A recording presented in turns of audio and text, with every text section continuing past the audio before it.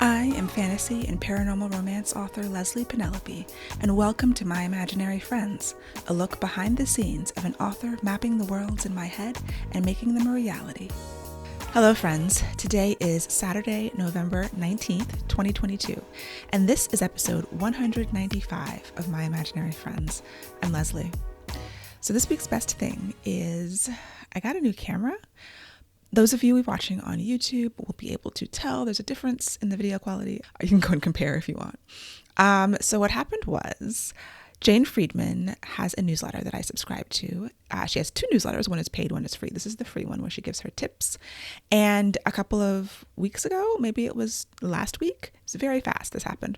She recommended this camera that's in beta. It's called the Opal camera, opalcamera.com. It's supposed to be almost like DSLR quality, like a very high webcam recording quality. And it's in beta. And I read the email and clicked on the link immediately, got on the waiting list. 2 days later, I got the invitation to actually order it. So I think it's been in beta for a while. And it shipped very quickly. I hooked it up. I looked at it. There's also software that comes with it that allows you to do things like zoom with gestures, which I haven't set up. So I could be sitting here recording and move my hand in a certain way and the camera will zoom in or zoom out. I can do another hand gesture and it will stop the recording if you're using the app.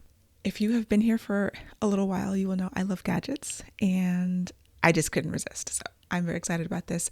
It allows me to blur out the books in my background, which I think can be a little overwhelming. I'm sitting pretty close to my bookcase.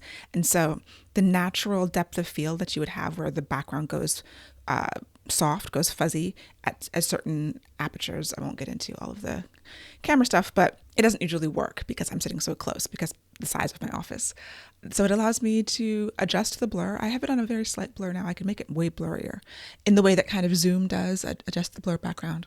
Anyway, I know the majority of people listen to this podcast as audio only and will not be able to appreciate this, but I'm very excited about my new gadget and toy and thought I would share. It replaces the Logitech C920 that I was using, which is another good HD quality webcam that I was happy with, but I love the extra features of this. So if you like gadgets and you want a new webcam, check out the Opal. You can probably get it because even though it's technically in beta, it was very easy for me to acquire. My writing update. So I have been slogging through this draft, not getting a lot done for weeks, but I had a breakthrough. Breakthroughs always happen if you show up and keep trying, if you don't give up. I believe 100% wholeheartedly that is the case for just about everybody. So what happened was how I got unstuck. At my morning writing session, I was once again lamenting the snail-like pace at which I've been writing and just all the struggles I've been having with this story. And I was talking it out with my friend and just explaining to her the problem I was having that day in moving forward. And she had some ideas, and that was great to bounce ideas off of people. It occurred to me that the specific problem I was having that day was about the things that were going to happen next. You know, I've had this outline for a while, and I saw the scene that I'm supposed to be writing next, and it didn't feel right. You know, it just didn't feel right. There's things I'm really excited about writing in this book, but I was having to get through a bunch of stuff I didn't want to write to get to the stuff I did want to write. And that just let me know that if it's boring for me to write, there's a chance it's going to be boring for people to read, and something was just off. So I had tried a bunch of other things. I hadn't tried note cards yet. So I pulled out my box of index cards, and I have all these colors, and sometimes the decision fatigue is just too much. So I picked just white cards, no colors. I'm not changing POVs, indicating it by the cards or anything. And I started writing down all the scenes that were supposed to happen next and everything that could possibly happen next. And everything went on a card. Things that weren't necessarily scenes, but were ideas or concepts I had to find a way to put into other scenes. Came up with a stack of cards and then started organizing them. Like I went through all of them again. I tried to put them in order and, see, is this a story? Is this a flow? Take ones out that didn't fit anymore, write new ones, cross things out. And I was feeling a lot better about the options. It was kind of just a way to brainstorm, to get everything out on the table in a different format. I had documents with outlines and bullet points of things that were going to happen. I had tried the spreadsheeting, and I was looking at revisiting motivations, character, all of that. And all of that work it was building on it in itself. Everything builds on the thing before it. So that when I got to the note cards, I was sort of primed for all of these ideas that just were pouring out. And so after I had all the note cards, my next step was to get them into a structure. So I wanted to get them into the Save the Cat structure. I didn't have enough space to lay out all my note cards. I could go down to the dining room table, but it's currently full of books and other things, unfortunately. And at one point I had dragged up one of those 6-foot folding tables into my office, taking up all the rest of the space just to use it to lay out note cards and things. But I didn't feel like doing all of that. So I went into the software Whimsical. I've mentioned that before. It is sort of like an online whiteboard software, similar to Miro. There's other options that I've used before, but I created a template inside of Whimsical for Save the Cat. It's on my website. I will link to it in the show notes. Whimsical is free. It has a free plan that gives you a certain number of items, like each card is an item. And it basically allows me to enter those index cards into virtual index cards inside of a template that is Save the Cat. And specifically, my Save the Cat template shows you the different weights or the different lengths of each section. And I got that information from the book Save the Cat Writes a Novel by Jessica Brody, which, the original Save the Cat by Blake Snyder is for screenwriters, and novelists can use it, but Save the Cat Writes a Novel just really explodes the concept specifically for novels and gives you an idea that, okay, there's certain beats that are single scene beats and certain beats in Save the Cat that are multi-scene beats. And having a visual representation of that made a lot of difference for me because my thinking can be very rigid. So being able to know that the fun and games section in Save the Cat is like twice as long as the setup section, as opposed to when you just see it in bullet point form, you don't have any idea how long these things are going to be. And then you're like, oh, well, this beat is 25% of the entire novel. Like, it should look bigger when you're writing it out. You should have more scenes in it than a beat that's only 5% of the novel. So I have worksheets like that. I did a template in Whimsical like that. So I entered all my handwritten note cards onto Whimsical and my template, moved some things around, did color code the different POVs. I was like, okay, that helps me also look at who is telling this scene, whose perspective is this scene from. That gives me, my brain starts working in the background about, okay, that means this character has to go through a change in this scene, or this, as opposed to if the other POV was narrating that scene, it was more important to that person. So I basically want to alternate, but it's okay if it's not every other scene is my hero and my heroine, because it's more important that the POV comes from the character who it needs to come from. And once I had that, I was able to start writing. On Wednesday, I wrote 2,300 words. On Thursday, I wrote 1,200 words. I've just been drafting at least one scene a day. I'm starting slow because I don't, it's still kind of tender. It's like you're feeling like you're just recovering and getting back into things. You don't want to run. You don't want to start sprinting. I don't know, it's going to be a bad metaphor because I don't run. But I'm jogging before I start sprinting. But it feels great to feel like I'm back on track. I have this plan, even though, of course, it's not perfect. Friday, I already came into a situation where I was like, oh, I can't write this scene because it's too early. I need to move it back. But it's fluid. It's a process. It's changing. It's organic. And I had to figure out what was wrong. And talking it through helped me figure out what was wrong. But the writing aspect of it by hand on the note cards, doing something different than what I had done before helped also. But I do think everything that I had done before was the reason why this final thing actually helped and opened the doors. So I was giving a talk to the Brooklyn speculative fiction writers, and I was asked a question about how do you get unstuck? And I was like, well, I just am in this right now. And I think it was the day it happened. Yeah, it was like Tuesday night. So that inspired me for my next column for Galaxy's Edge magazine. I have a regular column on craft, and the next one was going to be tips for getting unstuck. I started just listing them out, and originally it was going to be 10, and then it was 12, then it was 15, and I think I got 20 now. I'm probably going to have to cut some because my column's only 1,300 words.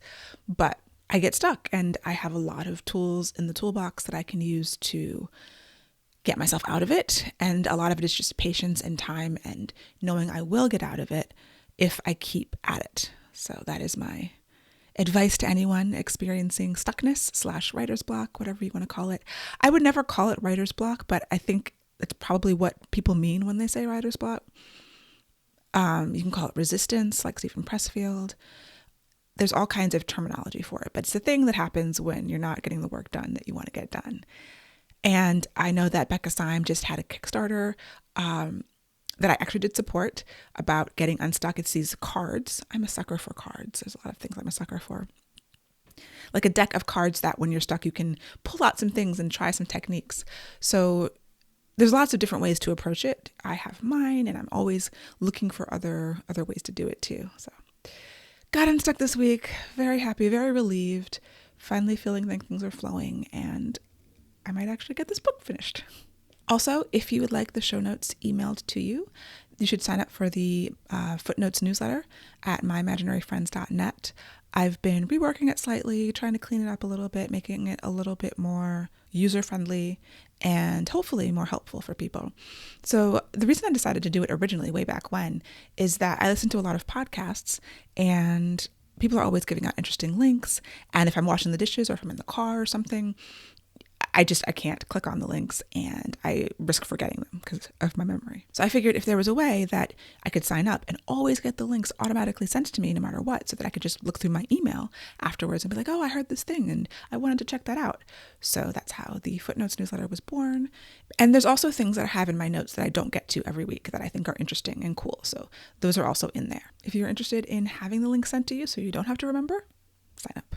Other things of interest this week, I got an email from Canva, which is the software I use to do a lot of graphics, canva.com. And it's talking about they have their new AI system, so you can do text to image, sort of like Midjourney, which is a similar idea that's on Discord. And I've tried Midjourney a couple of times, just very briefly. And it's impressive. I know if I spent the time like learning how to be very descriptive with my text, I would get better images. But the images I got were like, whoa. So I tried Canva also, and I think Midjourney is better for people so far. But once again, I spent like 5 minutes testing this. I will link to the images I created in the show notes. I did a test with the words, a green dragon flying over a post-apocalyptic city near the water during sunset, because I wanted to see if I could make something for Savage City. And that is a thing that happens in Savage City. And so, yeah, it's interesting. The dragon is really weird. I did some other tests with like black fairies, and they didn't come out very good at all. But it's interesting. This whole AI generated art. I've used it before for the Savage City promos I did it in a different program, Art Breeder, I believe, where I just, made characters instead of hiring an illustrator. I decided to test that out, and that came out pretty good, but it took a lot of time. And that's a slightly different thing. That's not text to image. That's actually, either uploading or choosing images that are in their library and then tweaking all the settings to make them look the way you want to look. But it's the future. We're in the future. And yeah, it could be cool for some promo images, for advertising. Obviously, we still need artists creating real images that are exactly what we want, or that are created by humans and represent, artisticness. So yeah, I kind of feel some type of way about that. Thematically related, although maybe not, I saw these articles about lab-grown meat moving forward in the US. And in my mind, that's like lab-grown meat is sort of like AI-generated images, in that it's horrifying. Like, I saw someone like, oh, I'm so glad. Like, I guess from a vegetarian perspective, if you don't like cruelty to animals, sure. But like that sounds very disgusting. I don't want to eat meat grown from cells. Although, is the GMO stuff, whatever they're pumping into the meat that we're eating now, any better? I don't know. I was immediately horrified by the idea of eating lab-grown meat. I'm sure it will normalize over time. But yeah, we're in the future. What can I say? The latest Imaginary Worlds podcast episode, as I record this, is called Indigenous Futures, and I highly recommend it. It was really inspiring. It's about, I've heard of Afrofuturism. I had never heard of Indigenous Futurisms. I think that's what it's called. And although it makes sense, and the most powerful thing to me was the idea that Indigenous people are already living in a post-apocalyptic world. It was talking about science fiction and fantasy and different mediums from Indigenous authors. And yeah, like that is absolutely true. They've had their apocalypse. Their population was wiped out by colonialization and, disease, war, intentional genocide. And so all the ones who are left are living in their own post-apocalypse. And are they more prepared than the rest of us for future apocalypses, for climate change, for World War III, whenever that comes? So yeah, I recommend that podcast in general. That episode was really good. It had a lot of art that I'm interested in checking out, some movies, some books, and just in time for Thanksgiving, and it's Native American History Month this month. Check that out. And related to the idea of getting unstuck by showing up every day and working on it, I subscribe to this brain food newsletter, which is kind of cool, and it's got interesting links and thoughts in there. And this week, there was something that stood out to me. They said, what looks like discipline is often a carefully created environment to encourage certain behaviors. What looks like poor choices is often someone trying their best to use willpower to go against their environment. The people with the best defaults are typically the ones with the best environment. And it kind of goes into the idea of systems versus goals, which is something popularized by James Clear in Atomic Habits, that book, where you can set a goal to write a novel, and you may or may not meet that goal. But if you create a system where you get up and every morning from 8 to 10, you write, you sit at the desk and you write, you're going to have a novel eventually, right? Like you've created an environment, which is a system that is encouraging the behavior that you want to write, as opposed to just having this lofty goal to write, 2,000 words a day. But if you don't put anything into place to ensure that you do that, or to make it easier to do that, it is much more difficult. They also go on to say that joining groups whose defaults are your desires is an effective way to create an artificial environment. If you want to read more, join a book club. If you want to run more, join a running club. That's absolutely true too. So you're surrounding yourself with people who have the same goal as you, who are going to push you, lift you up, challenge you when needed. All of those things are true. And you have to consciously put those things into place. And the people who do are often the people who succeed, or it's just much easier to succeed and meet the goal when you do things like that. And I hadn't heard it put that way, but it reflects the things that I've done, the changes that I made when I wanted to write, creating systems like not watching so much TV and blocking off time to write. And then eventually, the morning writing sessions that I have online with my friends. So yeah, just a hint. If there's something that is bothering you, is wrong, there's something you want to change, how can you change your environment to make it easy to do the thing? Discipline runs out. We have a limit on our willpower. We can't rely on that, but we can rely on the systems we put in place and the environment in which we live, and, make some hard choices about changing your environment if you need to. Finally, there are a bunch of Black Friday sales going on that I think are useful for writers, but there's one tool that I use all the time, highly, highly recommended, One Stop for Writers. If you're a writer and you don't know about it, it's onestopforwriters.com. They are doing a 40% off coupon for their 6-month plan. I will link it in the show notes. I use this almost every day that I'm writing. Like, I'm always in there.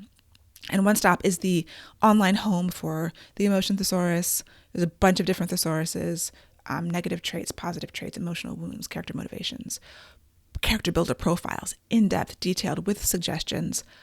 I love it. I'm not an affiliate or anything, but I, get this 40% off for 6 months. Try it out. The code is BF2022, BF2022. And yes, I put the link in there. So my goals for the coming week. It is Thanksgiving this week. I'm not going anywhere. I'm not traveling out of state or anything. Just family, friends, and family gathering together for food and gratitude. But I will still be writing every other day. I probably will take Thursday off. We'll see what happens. And yeah, just trying to continue this trend, continue writing at least one scene a day, 5 days a week. I've been taking weekends off, and I don't think I need to change that right now. I'm just still trying to ease myself back into this flow and not be too aggressive with it. So happy Thanksgiving to everybody. And yeah, I will talk to you next week, and I hope that you have a wonderful week. For episode show notes and to sign up for the Footnotes newsletter and get the show notes in your inbox, go to myimaginaryfriends.net. Subscribe wherever you get your podcasts. Watch the video episodes on YouTube with my new camera. Email me at podcast@ellapenelope.com, and I would really appreciate a rating or review to help support the show. My Imaginary Friends is part of the Frolic Podcast Network. For more fantastic podcasts, go to frolic.media/podcast.